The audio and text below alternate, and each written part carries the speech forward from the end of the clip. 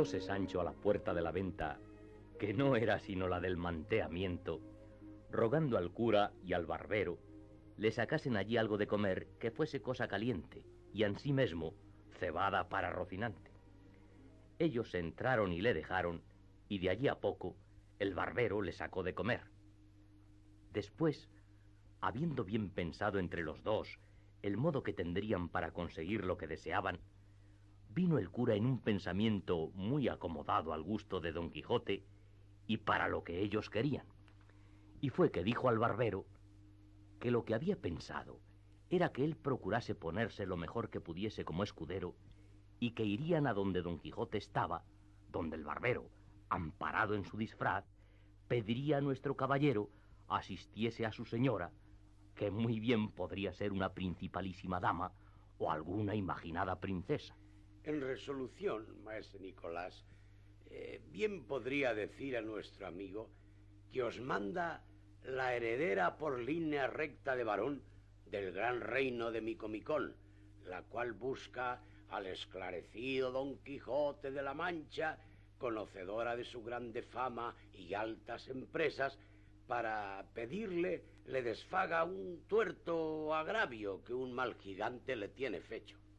Pensó luego el cura, en vista de la buena traza que se había dado en inventar tan importante reino y tan desdichada princesa, interesar a Sancho en el negocio hasta hacerle creer ser cierta la historia de la tal princesa Micomicona. Puesto Sancho en todos los puntos de la historia, preguntó que dónde se hallaba esa princesa y que por qué había de hacerse pasar maese Nicolás por fingido escudero de ella.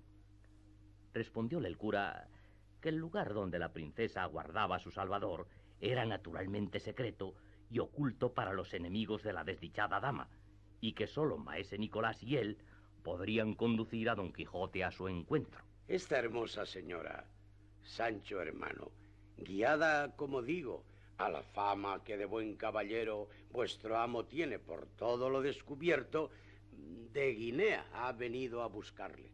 Dichosa buscada y dichoso hallazgo. Y más, si mi amo es tan venturoso que desfaga ese agravio y enderece ese tuerto matando a ese gigante que vuestra merced dice, que sí matará si él le encuentra, si ya no fuese fantasma, que contra las fantasmas no tiene mi señor poder alguno. Pero una cosa quiero suplicar a vuestra merced, entre otras, señor licenciado, y es que porque a mi amo no le tome gana de ser arzobispo, que es lo que yo temo, que vuestra merced le aconseje que se case luego con esa princesa, y así quedará imposibilitado de recibir órdenes arzobispales, y vendrá con facilidad a su imperio, y yo al fin de mis deseos, que yo he mirado bien en ello, y hallo por mi cuenta que no me está bien que mi amo sea arzobispo, porque yo soy inútil para la iglesia, pues soy casado, y andarme ahora a traer dispensaciones para poder tener renta por la iglesia, teniendo como tengo mujer e hijos, sería nunca acabar. Así que, señor, todo el toque está en que mi amo se case luego con esa señora, que hasta ahora no sé su gracia y así no la llamo por su nombre. Llámese la princesa Micomicona, porque llamándose su reino Micomicón, claro está que ella ha de llamarse así. No hay duda en eso, que yo he visto a muchos tomar el apellido y alcurnia del lugar donde nacieron, llamándose Pedro de Alcalá, Juan de Úbeda y Diego de Valladolid, y esto mismo se debe de usar allá en Guinea, tomar las reinas los nombres de sus reinos. Así debe ser. Y en lo de casarse vuestro amo, yo haré en ello todos mis poderíos. Con lo que quedó tan contento Sancho, cuanto el cura admirado de su simplicidad y de ver cuán encajados tenía en la fantasía los mismos disparates que su amo, pues sin duda alguna se daba a entender que había de venir a ser emperador.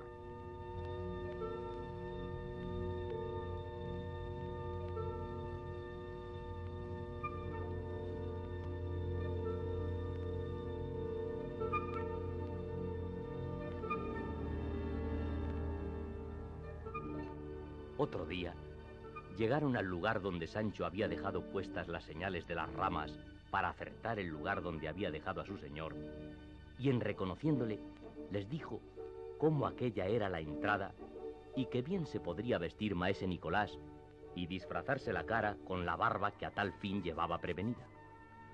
Tornó el cura a leccionar a Sancho de cuanto había de hacer y decir a su amo, y que si le preguntase, como se lo había de preguntar, si dio la carta a Dulcinea, dijese que sí, y que por no saber leer le había respondido de palabra diciéndole que le mandaba so pena de la su desgracia que luego al momento se viniese a ver con ella, que era cosa que le importaba mucho. Porque con esto, y con la aventura de la princesa Micomicona, tenía por cosa cierta reducirle a mejor vida y hacer con él que luego se pusiese en camino para ir a ser emperador o monarca, que lo de ser arzobispo no había de qué temer. Todo lo escuchó Sancho y lo tomó muy bien en la memoria y les agradeció mucho la intención que tenían de aconsejar a su señor fuese emperador y no arzobispo, porque él tenía para sí que para hacer mercedes a sus escuderos más podían los emperadores que los arzobispos andantes.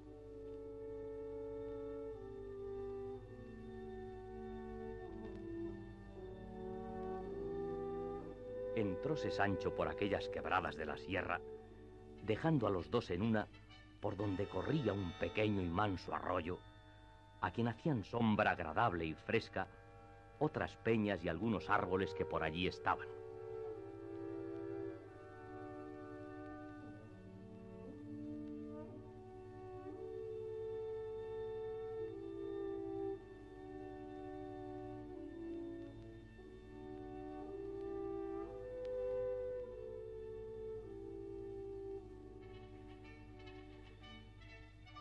En esto oyeron voces y conocieron que el que las daba era Sancho Panza. Saliéronle al encuentro y preguntándole por Don Quijote, les dijo cómo le había hallado desnudo y en camisa, flaco, amarillo y muerto de hambre y suspirando por su señora Dulcinea, y que puesto que le había dicho que ella le mandaba que saliese de aquel lugar y se fuese al del Toboso, donde le quedaba esperando, había respondido que estaba determinado de no parecer ante su fermosura hasta que hubiese fecho fazañas que le ficiesen digno de su gracia, y que si aquello pasaba adelante, corría peligro de no venir a ser emperador como estaba obligado, ni a un arzobispo, que era lo menos que podía ser. Por eso, que mirasen lo que se había de hacer para sacarle de allí. El licenciado le respondió que no tuviese pena, que ellos le sacarían de allí mal que le pesase. Porque aquí, hermano Sancho, viene que ni de perlas la entrada de maese Nicolás como fingido escudero de la princesa Micomicona, que con ello y con la grande obra que pueda hacer vuestro amo al salvarla del tuerto que le tiene fecho el gigante, que es su poderoso enemigo, al punto habrá de ponerse sobre las armas. Ansí sea, y véngase conmigo, maese Nicolás, que yo diré cómo me lo he topado por estos montes buscando a mi señor, y no tenga vuestra merced pena de que lo reconozca, que con esa ropa y esa barba que le cubre el rostro, yo aseguro que no le conociera ni la misma madre que le parió. Pusiéronse en camino por aquella espesura, seguidos por el licenciado, que quería presenciar la escena. 3/4 de legua habían andado cuando descubrieron a Don Quijote entre unas intrincadas peñas, ya vestido, aunque no armado. Y así como el buen barbado barbero se vio frente a él, se arrojó de la mula y se fue a hincar de rodillas ante las de Don Quijote. De aquí no me levantaré, oh valeroso y esforzado caballero, hasta que la vuestra bondad y cortesía me otorguen un don, el cual redundará en honra y prez de vuestra persona y en pro de la más desconsolada y agraviada doncella que el sol ha visto. Y estando en esto, se llegó Sancho Panza al oído de su señor y muy pasito le dijo: Bien puede vuestra merced, señor, concederle el don que pide, que es cosa de nada. Solo es matar a un gigantazo, y este que lo pide es escudero de la alta princesa Micomicona, reina del gran reino Micomicón de Etiopía. Sea quien fuere, que yo haré lo que soy obligado y lo que me dicta mi conciencia conforme a lo que profesado tengo. Contó entonces Sancho a su amo el encuentro con el fingido escudero, el cual, y tras obtener licencia de Don Quijote, explicó y aun aderezó como mejor pudo la historia inventada por su compadre el cura. Mandó Don Quijote a Sancho que requiriese las cinchas a Rocinante y le armase luego al punto. Sancho descolgó las armas que como trofeo de un árbol estaban pendientes y requiriendo las cinchas, en un punto armó a su señor, el cual viéndose armado dijo: Vamos de aquí en el nombre de Dios a favorecer a esa gran señora.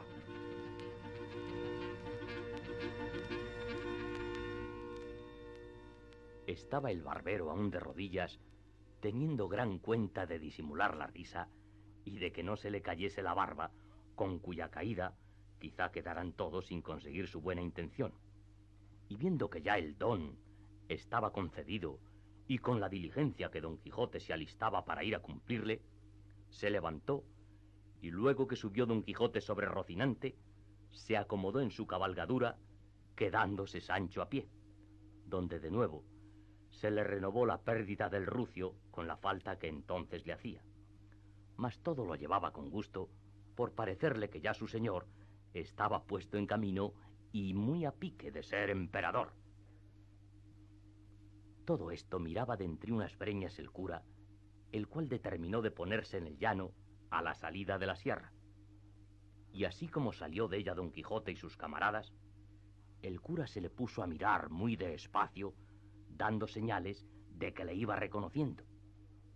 Y al cabo de haberle una buena pieza estado mirando, se fue a él abiertos los brazos y diciendo a voces: Para bien se ha hallado el espejo de la caballería, el mi buen compatriota Don Quijote de la Mancha, la flor y la nata de la gentileza, el amparo y remedio de los menesterosos, la quinta esencia de los caballeros andantes. Y diciendo esto, tenía abrazado por la rodilla de la pierna izquierda a Don Quijote, el cual, espantado de lo que veía y oía decir y hacer aquel hombre, se le puso a mirar con atención y al fin le conoció, y quedó como espantado de verle y hizo grande fuerza por apearse. Mas el cura no lo consintió, por lo cual Don Quijote decía: Déjeme vuestra merced, señor licenciado, que no es razón que yo esté a caballo y una tan reverenda persona como vuestra merced esté a pie. Eso no consentiré yo en ningún modo. Estése la vuestra grandeza a caballo, pues estando a caballo acaba las mayores fazañas y aventuras que en vuestra edad se han visto.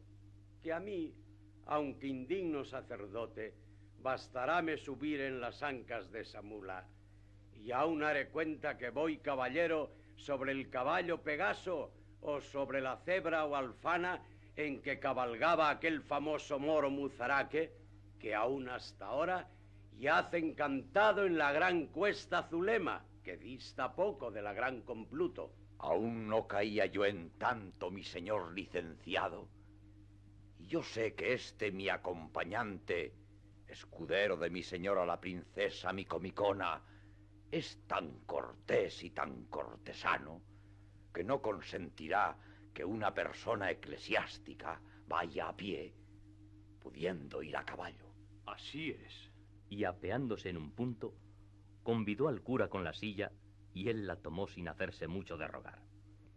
Y fue el mal que al subir a las ancas el barbero, la mula, que en efecto era de alquiler, que para decir que era mala esto basta, alzó un poco los cuartos traseros y dio dos coces en el aire que a darlas en el pecho de maese Nicolás o en la cabeza, él diera al diablo la venida por Don Quijote. Con todo eso, le sobresaltaron de manera que cayó en el suelo con tan poco cuidado de las barbas que se le cayeron en el suelo, y como se vio sin ellas, no tuvo otro remedio sino acudir a cubrirse el rostro con ambas manos y a quejarse que le habían derribado las muelas. Don Quijote, como vio todo aquel mazo de barbas, sin quijadas y sin sangre, lejos del rostro del escudero caído, dijo: ¡Vive Dios! ¡Que es gran milagro este! Las barbas le ha derribado y arrancado del rostro como si se las quitara posta. El cura, que vio el peligro que corría su invención de ser descubierta, acudió luego a las barbas y fuese con ellas a donde yacía maese Nicolás, dando aún voces todavía, y de un golpe, llegándole la cabeza a su pecho, se las puso murmurando sobre él unas palabras que dijo que eran cierto ensalmo apropiado para pegar barbas, como lo verían. Y cuando se las tuvo puestas, se apartó y quedó el escudero tan bien barbado y tan sano como antes, de que se admiró don Quijote sobremanera y rogó al cura que cuando tuviese lugar le enseñase aquel ensalmo, que él entendía que su virtud a más de pegar barbas se debía de extender, pues estaba claro que de donde las barbas se quitasen habría de quedar la carne llagada y maltrecha, y que pues todo lo sanaba, a más que barbas aprovechaba. Así es, y yo prometo a vuestra merced de enseñársele en la primera ocasión. Dispuestos a emprender la marcha, pidió don Quijote al fingido escudero guiara por el camino que habría de seguir para llegar al reino de su señora la princesa Micomicona. Oído lo cual, dijo el cura: ¿Hacia qué reino debe guiar? ¿Es por ventura hacia el de Micomicón? Que sí debe ser, o yo sé poco de reinos. Sí, señor, que ese es el reino de mi señora, la princesa Micomicona. Si así es, por la mitad de mi pueblo hemos de pasar, y de allí tomará vuestra merced la derrota de Cartagena, donde se podrá embarcar con la Buenaventura. Y si hay viento próspero, mar tranquilo y sin borrasca, en poco menos de 9 años se podrá estar a la vista de la gran laguna Meótides, que está a poco más de 100 jornadas más acá del reino Micomicón. Y con esto reanudóse la marcha camino de la venta.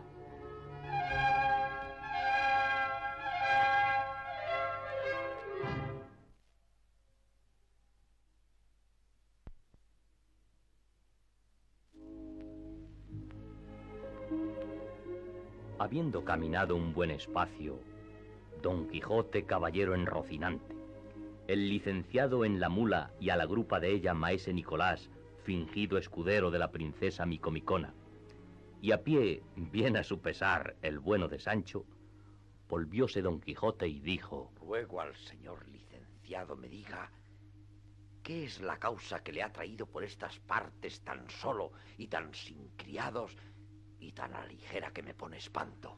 A eso yo responderé con brevedad, porque sabrá vuestra merced, señor don Quijote, que yo y maese Nicolás, nuestro amigo y nuestro barbero, íbamos a Sevilla a cobrar cierto dinero que un pariente mío, que ha muchos años que pasó a Indias, me había enviado, y no tan pocos que no pasen de 60.000 pesos ensayados, que es otro que tal. Y pasando ayer por estos lugares, nos salieron al encuentro 4 salteadores y nos quitaron hasta las barbas. Y de modo nos las quitaron que le convino al barbero ponérselas postizas. Y es lo bueno, que es pública fama por todos estos contornos, que los que nos asaltaron son de unos galeotes que dicen que libertó casi en este mismo sitio un hombre tan valiente que a pesar del comisario y de las guardas, les soltó a todos. Y sin duda alguna, él debía de estar fuera de quicio, o debe ser tan grande bellaco como ellos, o algún hombre sin alma y sin conciencia, pues quiso soltar al lobo entre las ovejas, a la raposa entre las gallinas, a la mosca entre la miel. Quiso defraudar la justicia, ir contra su rey y señor natural, pues fue contra sus justos mandamientos. Quiso, digo, quitar a las galeras sus pies, poner en alboroto a la Santa Hermandad que había muchos años que reposaba. Quiso finalmente hacer un hecho por donde se pierda su alma y no se gane su cuerpo. Habíales contado Sancho al cura y al barbero la aventura de los galeotes, que acabó su amo con tanta gloria suya. Y por esto cargaba la mano el cura refiriéndola, por ver lo que hacía o decía don Quijote, al cual se le mudaba la color a cada palabra y no osaba decir que él había sido el libertador de aquella buena gente. Estos, pues, fueron los que nos robaron. Que Dios por su misericordia se lo perdone al que no los dejó llevar al debido suplicio. Pues mi fe, señor licenciado, el que hizo esta fazaña fue mi amo. Y no porque yo no le dije antes, si le avisé que mirase lo que hacía, y que era pecado darles libertad, porque todos iban allí por grandísimos bellacos. ¡Majadero! A los caballeros andantes no les toca ni atañe averiguar si los afligidos, encadenados y opresos que encuentran por los caminos van de aquella manera o están en aquella angustia por sus culpas o por sus gracias. Solo les toca ayudarles como a menesterosos, poniendo los ojos en sus penas y no en sus bellaquerías. Yo topé un rosario y sarta de gente mohína y desdichada, y hice con ellos lo que mi religión me pide, y lo demás allá se avenga. Y a quien mal le ha parecido, salvo la santa dignidad del señor licenciado y su honrada persona, digo que sabe poco de achaque de caballería y que miente como un mal nacido. Y esto le haré conocer con mi espada, donde más largamente se contiene. Y esto dijo afirmándose en los estribos y calándose el morrión, porque la bacía de barbero, que a su cuenta era el yelmo de Mambrino, llevaba la colgada del arzón delantero hasta adobarla del mal tratamiento que la hicieron los galeotes.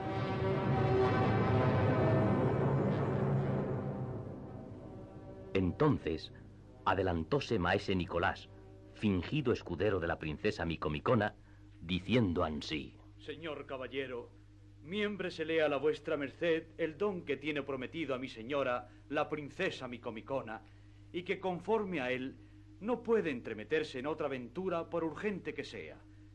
Sosiegue vuestra merced el pecho, que si el señor licenciado supiera que por ese invicto brazo habían sido librados los galeotes, él se diera 3 puntos en la boca y aun se mordiera 3 veces la lengua antes que haber dicho palabra que en despecho de vuestra merced redundara. Eso juro yo bien, y aun me hubiera quitado un bigote. Yo callaré y reprimiré la justa cólera que ya en mi pecho se había levantado. Iré quieto y pacífico hasta tanto que cumpla el don prometido. Y que en cumpliéndolo, también entiendo que se ha de cumplir la promesa del difunto rey de Micomicón, Tinacrio el Sabidor, el cual dejó profetizado que el caballero que librase a su hija del encantamento habría de obtenerla sin réplica alguna por su legítima esposa. ¿Qué te parece, Sancho amigo? ¿No oyes lo que pasa? ¿No te lo dije yo?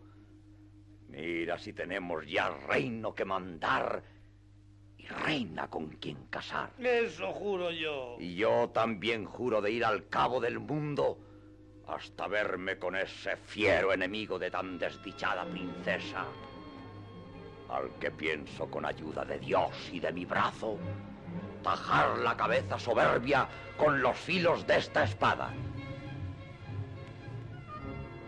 Y después quedará vuestra ama en libertad de hacer de su persona lo que más en talante le viniere.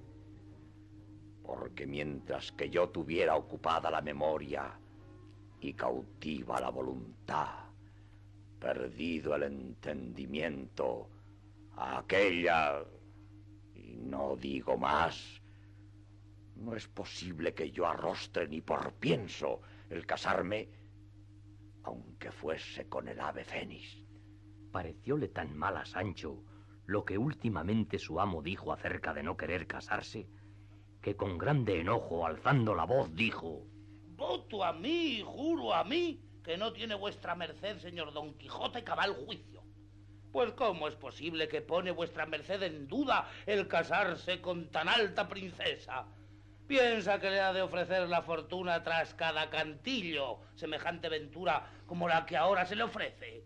¿Es por dicha más hermosa mi señora Dulcinea? No, por cierto, ni aun con la mitad. Y aún estoy por decir que no llega a su zapato. Así, nora mal alcanzaré yo el condado que espero, si vuestra merced se anda a pedir cotufas en el golfo. Cásese, cásese luego y encomiéndole yo a Satanás y tome ese reino que se le viene a las manos de Bobis, y en siendo rey, Hágame marqueso adelantado, y luego siquiera se lo lleve el diablo todo. Don Quijote, que tales blasfemias oyó decir contra su señora Dulcinea, no lo pudo sufrir, y alzando el lanzón, sin hablalle palabra a Sancho, y sin decirle esta boca es mía, le dio tales 2 palos que dio con él en tierra. Y si no fuera porque le dieron voces que no le diera más, sin duda le quitara allí la vida. ¿Pensáis, villano ruin, que ha de haber lugar siempre para ponerme la mano en la horcajadura, y que todo ha de ser errar vos y perdonaros yo? Pues no lo penséis, bellaco descomulgado, que sin duda lo estás, pues has puesto lengua en la sin par Dulcinea. Y no sabéis vos, gañán, faquín, belitre, que si no fuese por el valor que ella infunde en mi brazo, que no le tendría yo para matar una pulga. Decid, socarrón de lengua viperina, ¿y quién pensáis que ha ganado este reino y cortado la cabeza a este gigante y hechos a vos marqués? Que todo esto doy ya por hecho y por cosa pasada, en cosa juzgada, si no es el valor de Dulcinea, tomando a mi brazo por instrumento de sus hazañas. Ella pelea en mí y vence en mí, y yo vivo y respiro en ella, y tengo vida y ser. ¡Oh, bellaco! ¿Y cómo sois desagradecido, que os veis levantado del polvo de la tierra a ser señor de título, y correspondéis a tan buena obra con decir mal de quien os la hizo? No estaba tan maltrecho Sancho que no oyese todo cuanto su amo le decía, y levantándose con un poco de presteza, se fue a poner detrás de la mula en que cabalgaban el licenciado y el barbero, y desde allí dijo a su amo: Dígame, señor, si vuestra merced tiene determinado de no casarse con esa gran princesa, claro está que no será el reino suyo, y no siéndolo, ¿qué mercedes me puede hacer? Esto es de lo que yo me quejo. Cásese vuestra merced una por una con esa reina que ahora tenemos como llovida del cielo, y después puede volverse con mi señora Dulcinea, que reyes debe de haber habido en el mundo que hayan sido amancebados. En lo de la hermosura no me entremeto, que en verdad, si va a decirla, que entrambas me parecen bien, puesto que yo nunca he visto a la tal princesa Micomicona ni a la señora Dulcinea. ¿Cómo que no la has visto, traidor blasfemo? Pues no acabas de traerme ahora un recado de su parte. Digo que no la he visto tan despacio que pueda haber notado particularmente su hermosura y sus buenas partes punto por punto. Pero así a bulto me parece bien. Ahora te disculpo y perdóname el enojo que te he dado. Que los primeros movimientos no son en manos de los hombres. Yo ya lo veo. Y así, en mí, la gana de hablar siempre es primero movimiento. Y no puedo dejar de decir por una vez siquiera lo que me viene a la lengua. Con todo eso, mira, Sancho, lo que hablas. Porque tantas veces va el cantarillo a la fuente y no te digo más. Ahora bien, Dios está en el cielo, que ve las trampas, y será juez de quien hace más mal. Yo, en no hablar bien, y vuestra merced en no obrallo. Y diciendo esto, fue Sancho cabizbajo y pidió la mano a su señor, y él se la dio con reposado continente. Y después que se la hubo besado, le echó la bendición y dijo a Sancho que se adelantasen un poco, que tenía que preguntalle y que departir con él cosas de mucha importancia. Hízolo así Sancho, y apartáronse los dos algo adelante, y díjole Don Quijote: Después que veniste, no he tenido lugar ni espacio para preguntarte muchas cosas de particularidad acerca de la embajada que llevaste y de la respuesta que trujiste. Y ahora, pues la fortuna nos ha concedido tiempo y lugar, no me niegues tú la ventura que puedes darme con tan buenas nuevas. Pregunte vuestra merced lo que quisiere, que a todo daré tan buena salida como tuve la entrada. Pero suplico a vuestra merced, señor mío, que no sea de aquí adelante tan vengativo. ¿Por qué lo dices, Sancho? Dígolo porque estos palos de agora más fueron por la pendencia que entre los dos trabó el diablo la otra noche que por lo que dije contra mi señora Dulcinea, a quien amo y reverencio como a una reliquia, aunque en ella no la haya, solo por ser cosa de vuestra merced. No tornes a esas pláticas, Sancho, por tu vida, que me dan pesadumbre. Ya te perdoné entonces, y bien sabes tú que suele decirse, a pecado nuevo, penitencia nueva.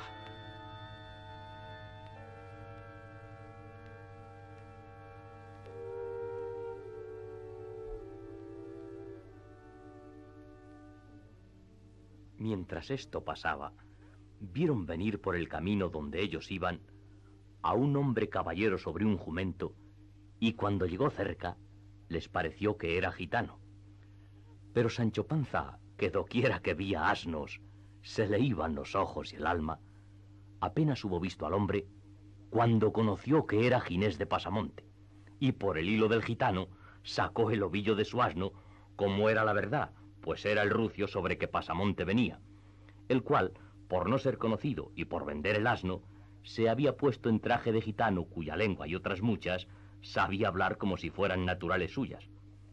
Vióle Sancho y conocióle, y apenas le hubo visto y conocido, cuando a grandes voces le dijo: ¡Ah, ladrón, Ginesillo! ¡Deja mi prenda! ¡Suelta mi vida! ¡No te empaches con mi descanso! ¡Deja mi asno! ¡Deja mi regalo! ¡Huye! ¡Auséntate, ladrón! ¡Y desampara lo que no es tuyo! No fueron menester tantas palabras ni baldones, porque a la primera saltó Ginés y tomando un trote que parecía carrera, en un punto se ausentó y alejó de todos. Sancho llegó a su rucio y abrazándole le dijo: ¿Cómo has estado, bien mío? Rucio de mis ojos, compañero mío. Y con esto le besaba y acariciaba como si fuera persona. El asno callaba y se dejaba besar y acariciar de Sancho sin responderle palabra alguna. Llegaron todos y diéronle el parabién del hallazgo del rucio, especialmente Don Quijote, el cual le dijo que no por eso anulaba la póliza de los 3 pollinos. Sancho se lo agradeció.